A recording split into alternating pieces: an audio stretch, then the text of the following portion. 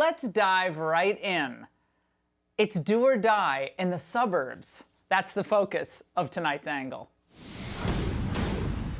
Now, it's a moment of truth for all you moderates living in the suburbs. Now, many of you, I know, not all, but many of you voted against Donald Trump by voting for Biden. And at the time, I think you felt good about it, virtuous even, especially you suburban women. You're the biggest voting cohort, making up, what, 24% of the voters in 2020? And you went 59% for Biden and only 40% for Trump. Well, you felt good about yourselves at the time, but what about now? Well, the events of the last year, and especially the past 6 months, demonstrate that you got a lot more trouble than you bargained for. The fact is, there are no more moderates left in the Democrat Party to rein in the radicals. And as I warned, now, I think it was exactly almost a year ago, Biden's too weak to stand up to the hard left. My message to suburban women and older voters, Biden is not going to deliver the calm that you think he might. The Democrats have become the party of chaos, lawlessness, and disorder. And when they can't get their way through voting, they'll encourage rioting and looting. And if you resist or you don't publicly profess your white guilt, they'll destroy you. They hate our history, our traditions, and our way of life. Well, not to mention that Biden's lackeys want to wipe the suburbs off the map. Now, like everything else, they see the suburbs as themselves inherently racist, kind of the sign of decadent white privilege built on the backs of minority suffering. Now, as we've warned you, the administration will cajole localities into eliminating so-called exclusionary zoning laws that make the suburbs possible. Goodbye picket fence houses, hello high-rises, and multi-use living. And of course, the rampant crime that can come along with it. Now, speaking of which, Biden's answer to the terrifying spiral of crime that's sweeping across the country should itself be a wake-up call to all you suburbanites who voted for him. His stupid gun control speech today just confirms what we noted last night, that Democrats defiantly refuse to do what we all know works to reduce crime. And they're doing that in favor of empty symbolic gestures that satisfy their rabid anti-Second Amendment base. Now, under the leadership of President Bill Clinton, and with the help of then Senator Joe Biden and Republicans, remember, they all tackled rising crime in the 1990s, did a good job of it. But now that the hard left is in charge, they're simply never going to crack down on crime. They just mouth platitudes about community engagement, and then they shovel taxpayer money out the door to their cronies. This is not defunding our communities, it's investing in them for crime prevention and for community building and social services. Fostering trust with and earning legitimacy in our communities. We know summer jobs, training, and recreation for young people work. They help make sure young people pick up a paycheck instead of a pistol. There are a lot of things that we need to do on the law enforcement side, including, by the way, addressing the rise in domestic violent extremism. Can always count on Maisie for real wisdom. Now, meanwhile, the bodies continue to pile up as crime skyrockets, taking not just black lives, but blue lives as well. On Monday, 19-year Colorado police force veteran Gordon Beasley was ambushed in broad daylight, shot and killed. Today, we learn more about the suspect's motives. I can tell you that Gordon was targeted because he was wearing an Arvada police uniform and a badge. Officer Beasley was ambushed by a person who expressed hatred of police officers. Now, I wonder where that hatred was fed from. Monday was also one of Chicago's bloodiest days yet during the current crime wave. 7 killed, 11 wounded. Yesterday, 1 more was killed, with 5 wounded by gunfire, including a 15-year-old boy shot in a drive-by. But of all the depressing headlines about inner-city America in the past few days, I found one particularly disturbing. 57 dead in 50 days as violence continues to ravage Baltimore City. Today, these 2 men, Christian St. Rose and Jamal Kingsborough were arrested for the shocking midday execution of 34-year-old Tony Hegspeth. Yet no protests, no marches, no celebrity demands for justice for these victims. And if you refuse to submit to what their thought process is about why crime is exploding, what are they going to do? They're going to try to run you over, just like they did to those parents in Loudoun County, Virginia last night.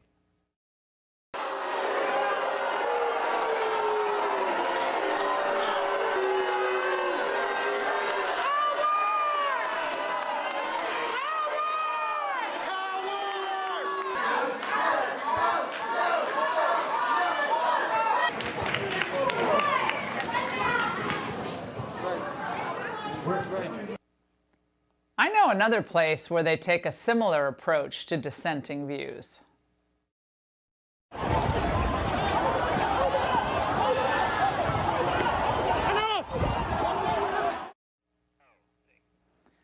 I think when you really think about it, China actually has to love critical race theory. In fact, they humiliated Biden's Secretary of State Blinken in Alaska last month when China ended up parroting back to him the Democrats' go-to lines about America's problem with systemic racism.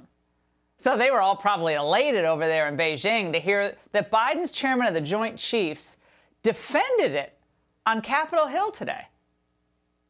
First of all, on the issue of critical race theory, et cetera, I do think it's important, actually, for those of us in uniform to be open-minded and be widely read. I want to understand white rage, and I'm white, and I want to understand it. It's important that we understand that because our soldiers, sailors, airmen, Marines, and Guardians, they come from the American people. It matters to our military and the discipline and cohesion of this military. Let's poll the active duty servicemen and women about that, sir. Now, somehow I don't think General Milley would ever speak in this dismissive tone that he took today to his Chinese counterparts. Not the way he spoke to Congressman Waltz, who questioned him. I have a question for the general. Why would anyone risk his or her life for a country that's systemically racist, one that brutalizes minorities? Why would any country respect us or follow our lead if that's who we are?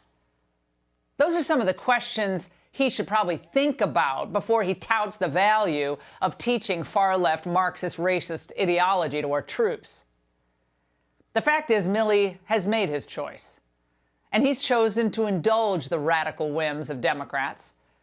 He'll do everything they tell him as long as they keep the military-industrial complex flush with cash. But is any of this what mothers and fathers in the suburbs thought they were getting when they voted for sweet old Joe Biden? Think about all of this. If you worked hard trying to raise a family, if you paid your taxes, you're a good citizen, you have every right to expect that where you live will be safe and clean, that your schools will be functional. They'll teach your kids an informed patriotism and prepare your children for the challenging world ahead. I mean, this should be the case no matter where you live in a country like the United States of America, whether you're in the city or the country, rural America.